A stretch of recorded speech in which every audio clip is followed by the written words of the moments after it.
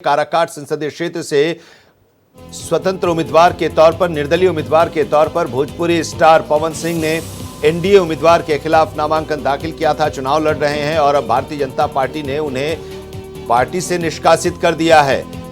पवन सिंह को बीजेपी ने निष्कासित कर दिया है। उपेंद्र कुशवाहा एनडीए के उम्मीदवार हैं और उनके खिलाफ चुनाव मैदान में है पवन सिंह। पवन सिंह को आसनसोल से बीजेपी ने उम्मीदवार बनाया था और वहां से उन्होंने लड़ने से इनकार कर दिया था और उसके बाद काराकाट से निर्दलीय उम्मीदवार के तौर पर नामांकन दाखिल कर प्रचार कर रहे हैं, रोड शो कर रहे हैं। भारतीय जनता पार्टी और एनडीए के उम्मीदवार हैं उपेंद्र कुशवाहा और बीजेपी समर्थित उम्मीदवार के खिलाफ पवन सिंह चुनाव मैदान में हैं और अब पार्टी ने उनके खिलाफ कार्रवाई की है। मांग भी उठ रही थी पवन सिंह के खिलाफ कार्रवाई की और भारतीय जनता पार्टी ने एक पत्र जारी कर इस बारे में जानकारी दी है।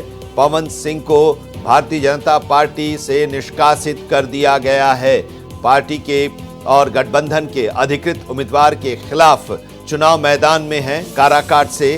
काराकाट संसदीय क्षेत्र जो 2009 में परिसीमन के बाद अस्तित्व में आया था और वहां से 2009 में जेडीयू के महाबली सिंह चुनाव जीते थे। 2014 में उपेंद्र कुशवाहा एनडीए के उम्मीदवार के तौर पर चुनाव में जीत दर्ज की थी और केंद्र सरकार में मंत्री बने थे। बाद में एनडीए से वो अलग हो गए थे और फिर 2019 में महाबली सिंह जेडीयू के उम्मीदवार जीते थे। इस बार एनडीए ने उपेंद्र कुशवाहा की पार्टी को ये सीट दिया है और उपेंद्र कुशवाहा खुद इस बार चुनाव मैदान में काराकाट से हैं और उनके खिलाफ पवन सिंह ने पर्चा दाखिल किया।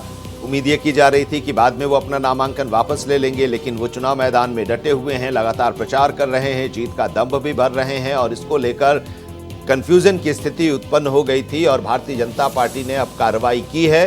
बीजेपी से पवन सिंह को निष्कासित कर दिया गया है और इस बारे में बीजेपी ने एक लेटर जारी कर जानकारी भी दे दी है।